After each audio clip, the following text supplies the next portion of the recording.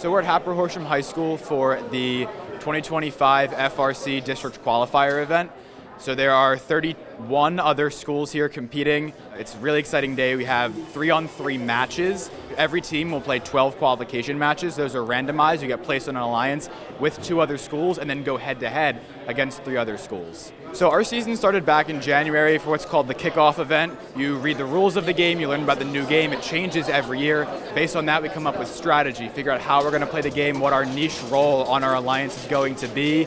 This is one of the game pieces, the other one's that ball over there. So pretty much we either score this or we score the ball. You gotta score the coral onto the reef or knock out the algae. And you can either take the algae and put it on the barge, which is like this net, or you can score it into the processor, which is like just a little bit below. You can climb, so there's a cage and you have to climb that. So after prototyping and figuring out how to manipulate those game pieces, we transition into the design phase. We create part and assembly drawings. All of the parts get manufactured in-house, minus a couple of specialty parts. Then we go right into building the robot, assembling it. I'm the shop lead. We make all of the parts, we manufacture them, put them together.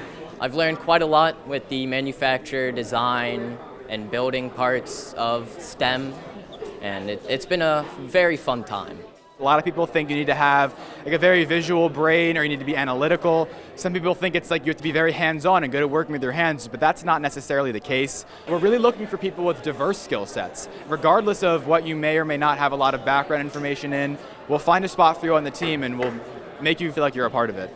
I've been here for 4 years. I've been doing robotics in general since elementary school, and a lot of things change, but it's still a fun experience. I think it's like a lot more entertaining to actually like machine and see like what you've designed just come to life and actually work.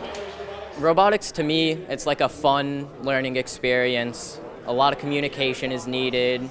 You got to work in stressful environments when in the pit, so working under pressure is a very important skill. A lot of what FIRST Robotics is centered around is what's called their core values, and one of those is teamwork. It's really a collective group effort. You have to be in constant communication with the people you're working with or you ultimately can't meet your end goal, and that's something that everyone learns along the way right at the beginning. This is one of the most rewarding things I get to do every year, because like this is a place where I spend 35 hours a week during our build season, and now I get to share it with 31 other schools, and there's like nothing cooler than that. Like just talking about it, I'm getting chills. So I look in here and I just see creativity and innovation. Gathering algae, bringing it near their processor. If both alliances score 2 processor algae,